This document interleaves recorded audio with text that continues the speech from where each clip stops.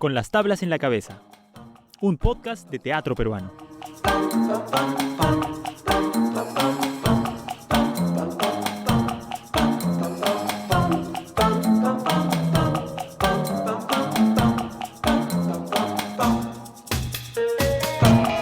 La necesidad de contar historias es más grande que el medio que se utilice para hacerlo.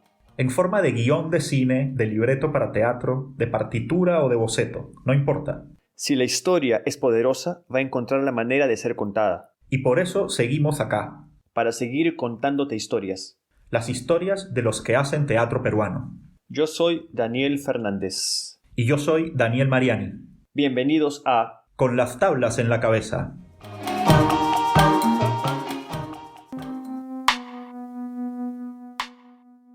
Y así comenzamos el episodio 5 de Con las tablas en la cabeza. Y te confieso, Daniel, que decidí tomarnos en serio, aunque no hayamos tenido ningún hater hasta ahora. Así veo, pero antes quiero hacerte una pregunta. Dime. ¿Estás molesto conmigo? No, ¿por qué? Porque me dices Daniel. Bueno, porque ya que no tenemos haters, puedo ser yo tu hater. ¿Qué te parece? Me parece bien. Tenemos que ir motivando. Aunque vi por el Facebook que Gonzalo Rodríguez Risco intentó ser tu primer hater. Intentó, pero Gonzalo es demasiado buena gente para ser hater de alguien. Demasiado. Ojalá conozca a alguien y le infunda odio, así sea artificial. Pero tenemos cosas bonitas para presentar hoy. Así como adelantaste, nuestro invitado y nuestra entrevista de hoy es un personaje un poco radical, provocador, irreverente.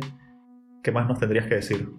Creo que es alguien que coge o que enfrenta el teatro de una forma que es poco usual, porque busca una reacción en el público extrema, busca choquear a la gente. Él no está conforme simplemente con tocar botones, ¿no? Él quiere destruirlos. Y creo que eso es algo que hay que resaltar, porque tampoco es que lo haga por hacer, tampoco es que sus obras no justifiquen las cosas que él hace. Tal cual. No es provocar por provocar. Estamos hablando de Jaime Nieto, un dramaturgo, por decirlo de menos, ¿no? Porque la verdad es que es un narrador de historias.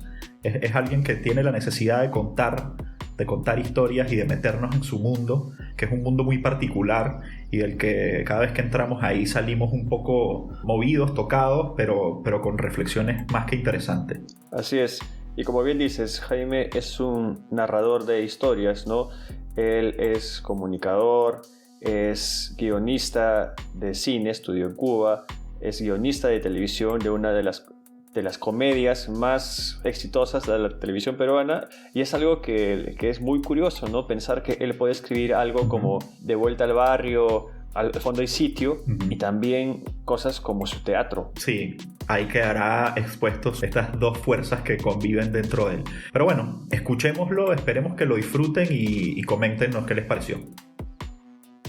Estamos con el dramaturgo, guionista de cine y televisión, Jaime Nieto. Hola, ¿qué tal? ¿Cómo estás, Daniel? Tú estudiaste comunicación en la Universidad de Lima, estudiaste cine en Cuba. ¿Cómo llegaste al teatro? Bueno, a mí el teatro me gusta desde pequeño, ¿no? Iba mucho al teatro y hacía teatro también en el colegio. Entonces, cuando paso a la universidad, porque primero estudié filosofía en la Facultad de Teología Pontificia y Civil de Lima, en la Facultad de Filosofía también hacía teatro. Y paso a comunicaciones, y en comunicaciones también hacía teatro. Es decir, en realidad el teatro estaba ahí, ha estado ahí siempre. Entonces, poco a poco empezó la profesionalización, por llamarlo de alguna manera, hasta que ya en la Universidad de Lima, terminando la universidad y regresando de Cuba, en el 95 hago mi primera obra, que es Carne Quemada, que es la primera obra que dirijo profesionalmente hablando. Mucha gente afirma que eres uno de los autores más irreverentes de la escena teatral peruana. ¿Esa irreverencia es algo innato o es algo que desarrollas en tus obras para provocar?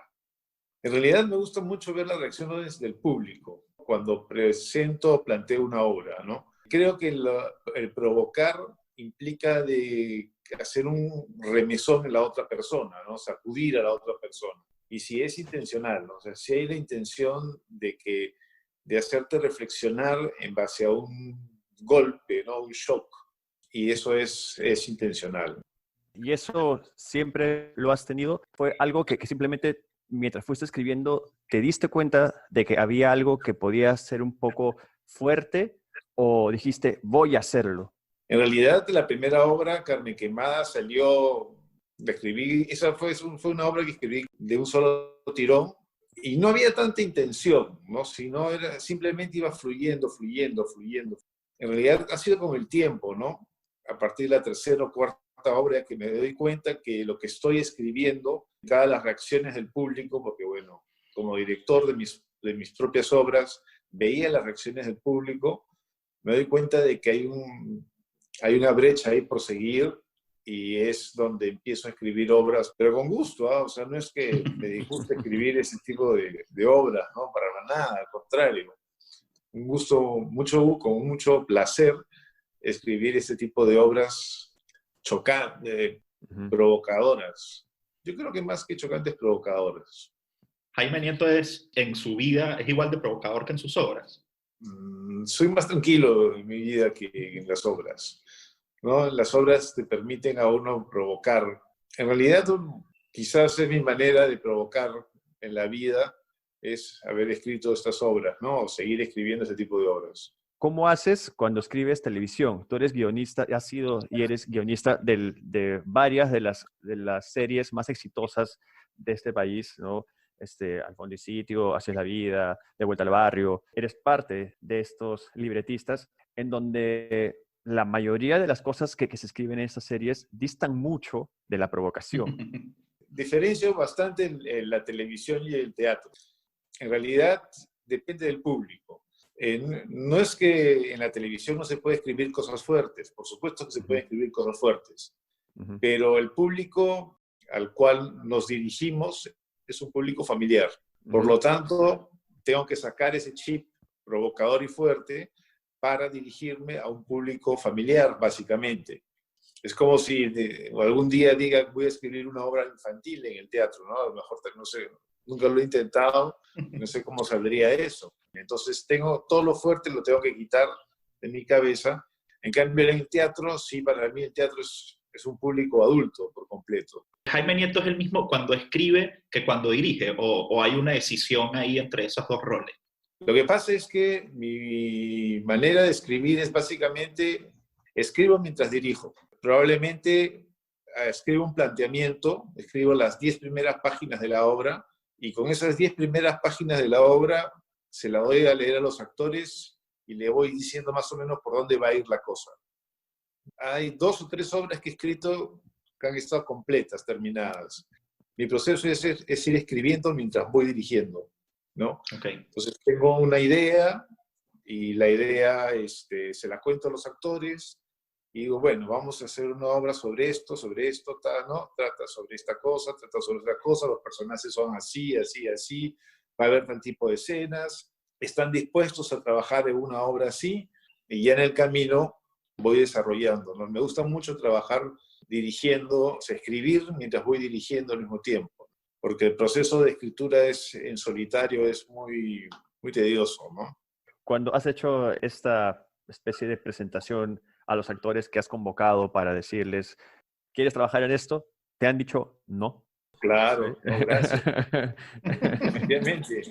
Es más, es la mayoría de veces que te dicen no, gracias. De repente, por eso es que podríamos decir que tú tienes ciertos actores o actrices fetiches con los que has trabajado varias veces. Claro. Alonso Cano, Gustavo Mayer, Pia Camilo, claro. Katia Salazar, varios más por ahí, ¿no? O sea, ellos ya saben a qué se atienen y por lo visto van encantados. Sí, ellos saben por dónde va la cosa. En Adiós al Camino Amarillo fue una de esas obras que tú mencionas que fuiste con un planteamiento y que se empezó a escribir en el proceso de ensayos, con bastante influencia de los actores incluso, ¿no? Sí. Pusiste en los personajes cosas de ellos, como las cucarachas. Sí, a María Alicia Pacheco le aterraban las cucarachas y yo agarré y puse un monólogo acerca de las cucarachas, ¿no? Roger del Águila también me dice, me falta un monólogo. Yo le dije, voy a escribir un monólogo que no lo puedas decir. Va a ser tan fuerte que no lo vas a poder decir. Le escribí un monólogo realmente terrible, que es el monólogo de Hernán, que es muy fuerte, y él le dijo, me encanta, lo voy a decir. Me tapaba la cabeza así cada vez que decía el monólogo, porque decía, es demasiado fuerte esta cosa. No, entonces no era él el que no lo podía decir, sino eras tú el que no lo podía escuchar. Sí. O un monólogo en tinieblas. Bueno, Sofía Rocha decía un monólogo maravilloso sobre ella y su hijo y la relación de su hijo, ¿no? Que tampoco había momentos en que no lo podía escuchar, ¿no? Es más, una vez fueron mis papás a ver la obra y ese día no entré a la sala. No entré, no podía ver la obra con mis papás ahí dentro. Esa obra Tinieblas es la que mencionas que tú, Sofía Rocha, me parece que tú tenías pensado volverla a montar con ella, ¿no? Sí, claro, porque yo creo que era la única que podía hacer ese personaje, era ella, ¿no? Roberto Ángeles menciona que tú acostumbras darle como una importancia a las atmósferas en las que están tus obras que hacen que se sienta fuerte el drama de los personajes. Por ejemplo, en El dolor por tu ausencia, en todo este recorrido que hacen en silla de ruedas, queriendo el ir frío al que hospital, con el frío y todo, es algo que realmente te hace sentir que como que las cosas no pueden ir peor. Es que las atmósferas, crear una atmósfera para mí es una de las cosas más importantes, ¿no? Tanto en el texto como a la hora de poner la obra en escena, ¿no? Entonces, para mí es que el espectador sienta desde que entra a la sala, porque la atmósfera está desde que entra a la sala. Y ya allí, desde que entra a la sala, ha empezado el montaje, por decirlo de alguna manera. Casi en la mayoría de obras. Quizás esa necesidad de construir esas atmósferas que te arropen completamente puede tener que ver un poco con tu formación audiovisual. Sí, claro. O sea, hay una cuestión cinematográfica. También en los mismos textos que escribo también creo que se nota esa cuestión cinematográfica, ¿no? De ir pasando de una escena a otra escena, ¿no? De un hospital a una calle, de una calle a una sala, de una sala, ¿no? Estamos a la estación de un metro, ¿no? Entonces sí hay una influencia audiovisual, ¿no? ¿Cómo fue el tema de haber decidido irte a estudiar cine a Cuba? ¿Tenías pensado en meterte muchísimo más al tema audiovisual y luego como que el teatro te lo fue impidiendo? En realidad, cuando regreso de Cuba, yo lo que quiero es hacer cine, e intenté hacer cine muchas veces, y bueno, no se dio.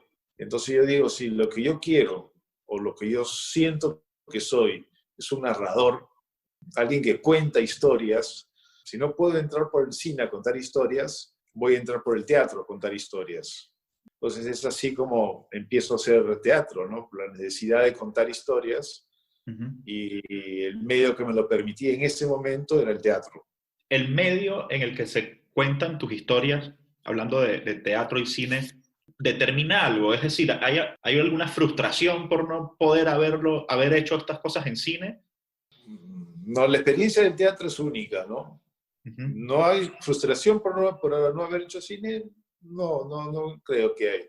Creo que el teatro la satisfacción de poner una obra en escena, ver las reacciones del público, el trabajo con los actores, el día a día con los actores es algo increíble, todo el proceso de ensayos, ¿no? Es para mí una cosa increíble, ¿no? O sea, se disfruta mucho más ensayando durante la temporada, ¿no? Sí. Porque uno va buscando, va encontrando cosas. Y el cine es otro lenguaje, ¿no? Es un lenguaje más inmediato, más de grabar probablemente sin ensayos, ¿no? Para buscar esa frescura de la primera toma o de la toma número 80, a lo mejor, no sé. En algunas obras me parece que la idea de la muerte está muy presente. ¿Cómo manejas el tema de la muerte en tu poética personal? Bueno, en realidad lo que dices está presente en casi todas las obras, ¿no? En Adiós al Camino Amarillo, por ejemplo, la muerte es la salvación, ¿no? Los personajes están esperando que pase el cometa para que los mate, que los elimine y poder estar libres absolutamente de todo, ¿no? Que libere sus penas, ¿no? Entonces, desde ese punto de vista, sí, la muerte está presente, ¿no? En casi todas mis obras, como un elemento liberador, ¿no? O sea, entonces el sufrimiento está realmente en la vida. Justo había leído una nota sobre tu obra Hormigas. Por las cosas que he leído sobre ella, creo que deben ser de las cosas más fuertes que has hecho. Ya, sí, después de ahí me superé. Yo creo que ya después de Hormigas no se puede hacer algo más fuerte que eso. Habían escenas muy fuertes, escenas muy violentas, sexualmente casi explícita, ¿no? O sea, era una cosa muy fuerte en torno a la sexualidad, en torno a las relaciones de pareja. Todo era extremo, ¿no? Y además era un mundo casi surreal, ¿no? Porque no era un mundo muy realista que digamos, ¿no? Entonces, todo era permitido. Y por otro lado, esta ópera que fue inspirada en tu gusto por esta música, ¿no? Otro lado tuyo. De lo oscuro Sí, a lo sublime. sí, ópera es totalmente estilizada, tiene otra estética, muy sublime, otro tipo de estética, ¿no? No es estética surrealista, sino una estética más hiperrealista, ¿no? Pero que igual tiene su cuota como de polémica. Hay un personaje que decide volverse autista, por ejemplo. Claro, que se encierra en sí mismo. Y al final el protagonista decide morir, ¿no? El protagonista también decide morir porque no tiene el amor de su amada, ¿no? De su diva. En este caso que era la cantante de ópera, ¿no? Y él se suicida, ¿no? Se manda caminando ante unos policías y los policías le disparan, ¿no? Y muere con un pastel de ópera en la mano, ¿no? Algunas de tus obras las tienes como en rangos de preferidas. ¿Cuál podría ser tu preferida? Y es difícil, porque cada una tiene un proceso distinto, ¿no? Mi favorito, o sea, ahorita te digo por cercanía que mi favorita fue la última que hicimos, que fue Vecinos, que es una obra muy fuerte también, y que la montamos en la Casa De la creatividad, de en la Barranco. Creatividad. La obra era en una sala y en un patio, ¿no? Y el público estaba en el patio viendo todo desde fuera, viendo a estos vecinos convivir, ¿no? Esa obra se quedó trunca porque, bueno, hubieron problemas municipales, ¿no? Tuvimos que sacar la cartelera antes de tiempo, ¿no? Y es quizás una obra que quiero reponer de todas maneras. Y tuvo muy buenos comentarios de crítica y a la gente que fue a verla le gustó mucho, ¿no? Tanto que decían, oh, sí, es la mejor, la mejor. Es un poco difícil decir cuál es la mejor. Vecinos, El dolor por tu ausencia, ópera, Dicky Pussy se llaman locamente, que es divertidísima, increíble, porque hablaba sobre el mundo porno. Los Ángeles porno en la década de los 70. Dick vende su alma al diablo para encontrar el amor, y el amor está en una actriz porno, entonces tiene que convertirse en un actor porno. Entonces, a partir de ahí surge una serie de situaciones que se van desatando, ¿no? Hasta que llega pues, un final totalmente loco, ¿no? Tú también diriges obras que no has escrito tú. Sí. Entonces, en este caso, ¿también hay una dificultad? ¿O ahí sí es más fácil decir, bueno, como no son mías, he preferido esta a la otra? Pero te digo que las quiero a todos también por igual. No puedo definir una preferencia, ¿no? Todas salieron bien. Tus obras también tienen una carga importante de referencias culturales, incluso intelectuales. ¿Alguna vez has sentido que eso ha alejado al público? Mira, nosotros hicimos una obra canadiense que se llama Speak y que se desarrollaba en Canadá, una obra que se desarrolla en Canadá y la movimos, recuerdo que la llevamos a Cusco, ¿no? Y Ya. teniendo cierto temor por cierto prejuicio sobre el público de provincia, ¿no? Que puede que no acepte o guste determinadas cosas, pero la obra funcionó muy bien, incluso funcionó mejor que aquí, ¿no? Porque la gente iba con menos prejuicios, ¿no? Creo que cuando uno va al teatro a ver una obra debe quitarse todos los prejuicios que tiene e entrar a la sala con el cerebro en blanco a ver una obra sin pensar si la va a entender o estar pensando en eso, ¿no? Es cierto que utilizo bastantes referentes, ¿no? Referentes cinematográficos, referentes musicales, y si el público sabe o conoce esos referentes, la obra la va a entender o la va a disfrutar mucho más. Pero si no lo conoces, también vas a disfrutar de la obra, ¿no? El proyecto Laramie ha sido la última obra que has dirigido, La si no me última equivoco. obra que he dirigido, sí, fue el Proyecto Laramie, en la Universidad de Sí, Lima. han pasado 3 años. Bueno, obviamente estamos ahorita en un contexto súper Claro. complicado y todo, pero ¿tú sueles dejar tanto tiempo entre una obra y otra? Si no estuviésemos ahora en pandemia, de repente tú ya estarías dirigiendo algo.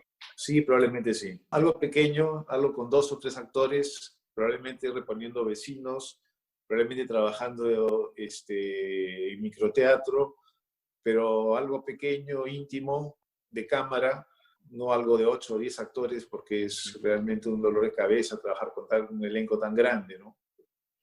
¿Y se te dificultó hacer microteatro?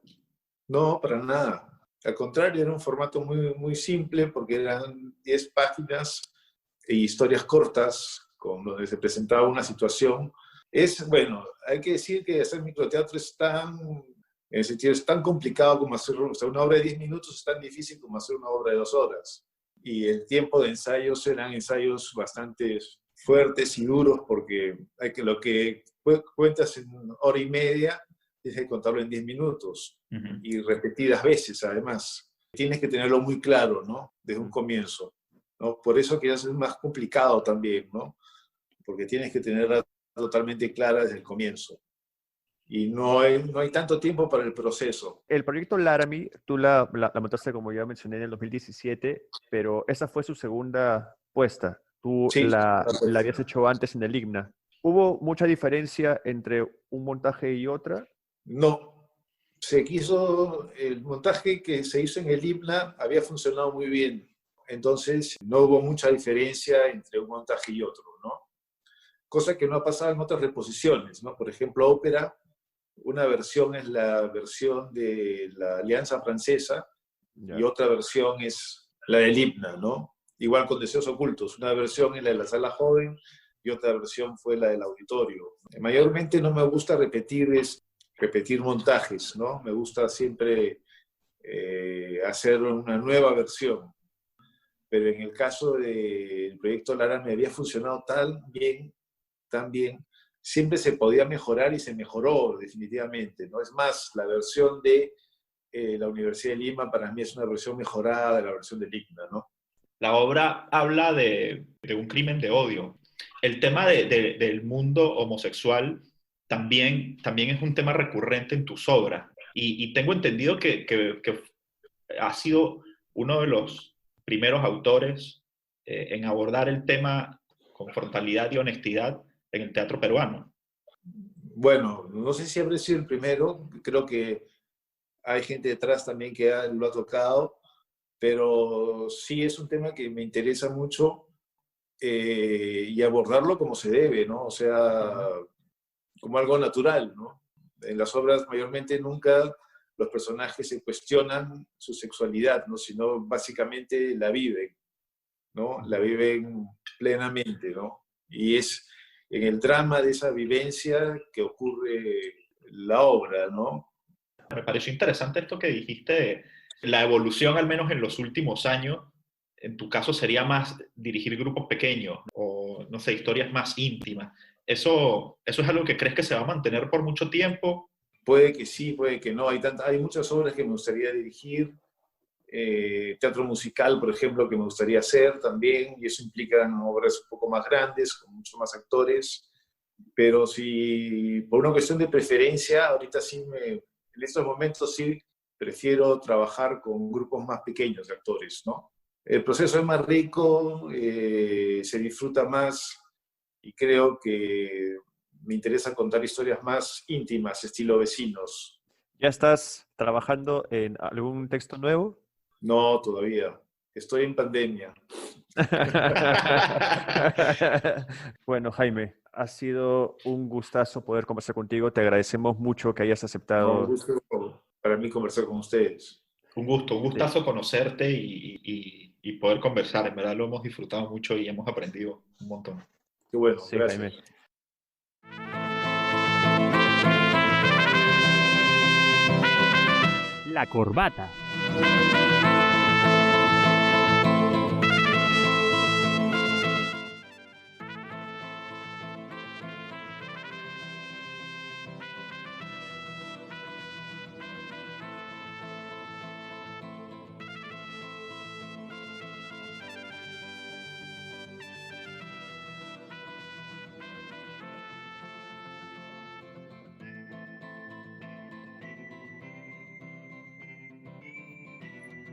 Y comenzamos con la corbata de este quinto episodio. Ujú. Y yo he traído ¿Qué te traes?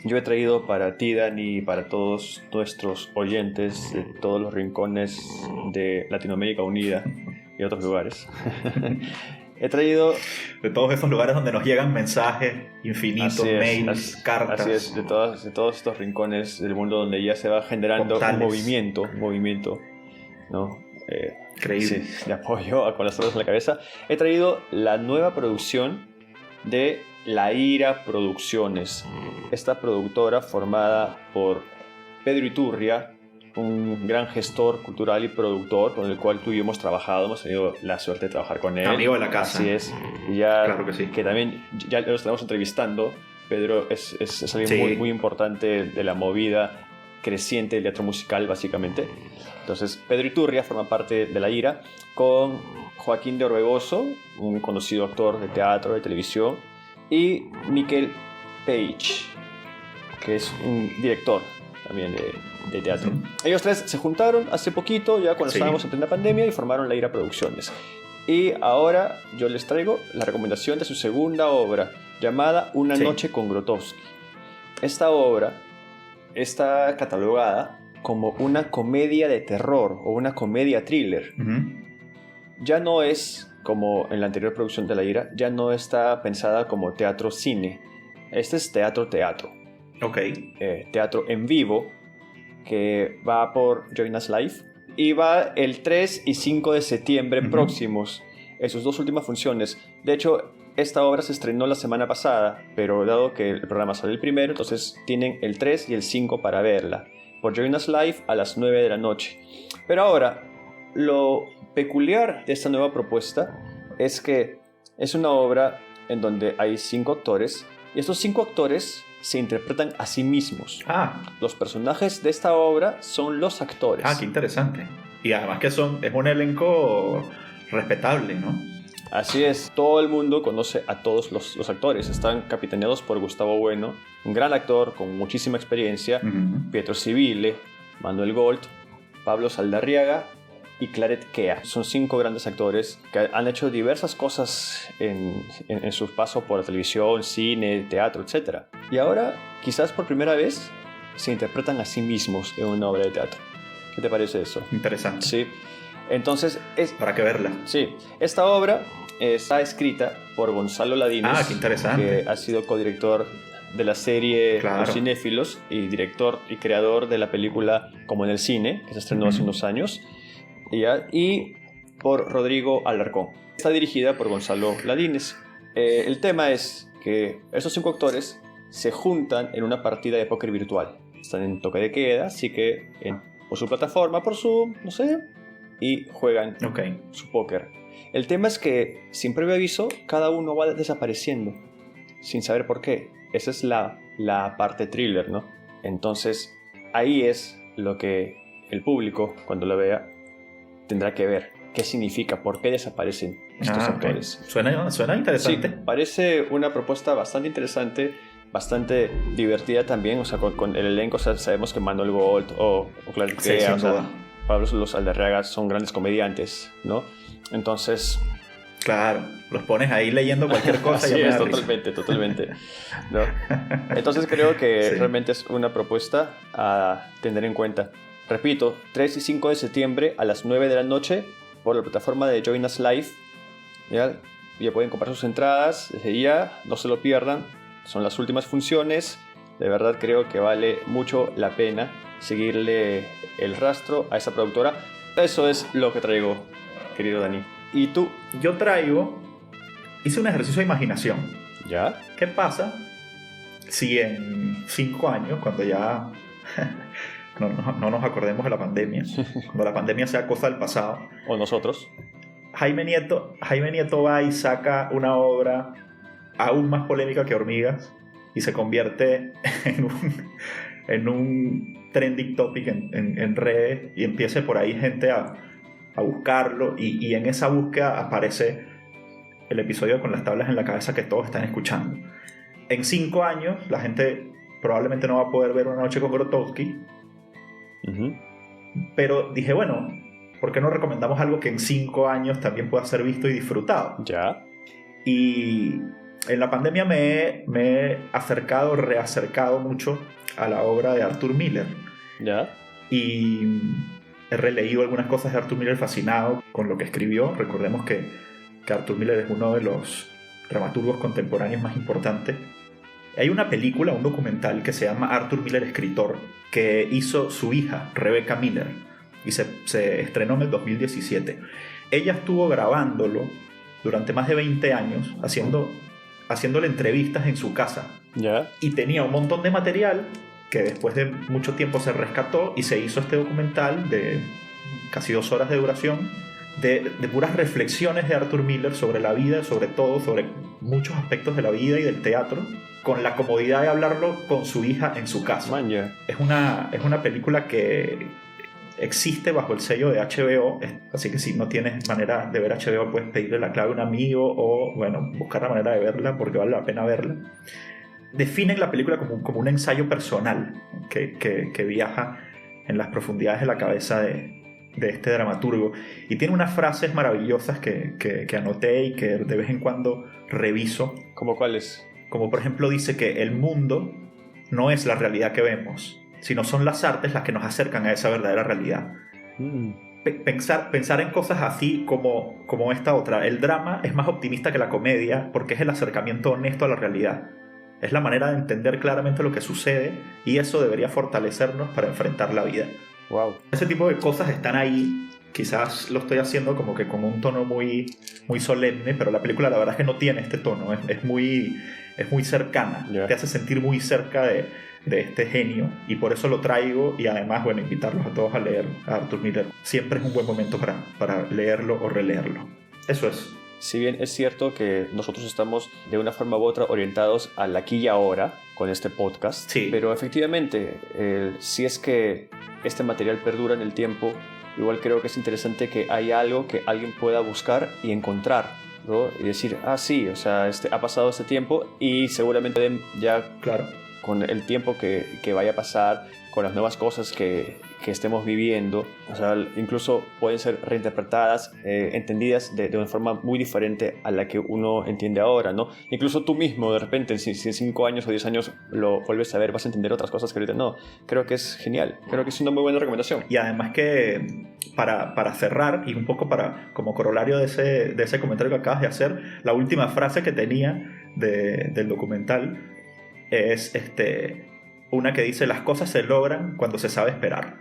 Y creo que es una muy bonita frase que nos llena un poquito de esperanza en tiempos en donde estamos encerrados y sin poder hacer libremente lo que nos gusta, pero al menos estamos aquí en este espacio que también nos gusta un montón y que es nuestra manera de esperar también, ¿no? Así es, en esta época en que estamos esperando. Tal cual. Muy bien, entonces con eso terminamos este 5º episodio.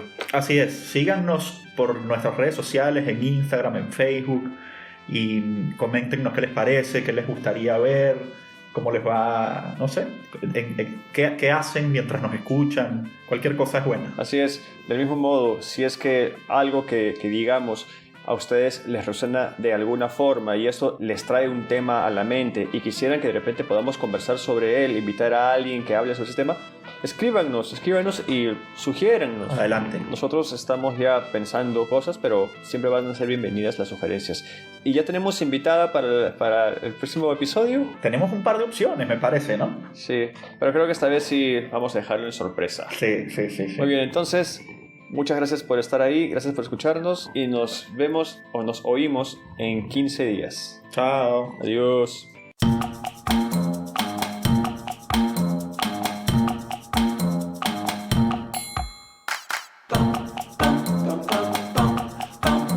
Esto fue Con las tablas en la cabeza, un podcast de teatro peruano.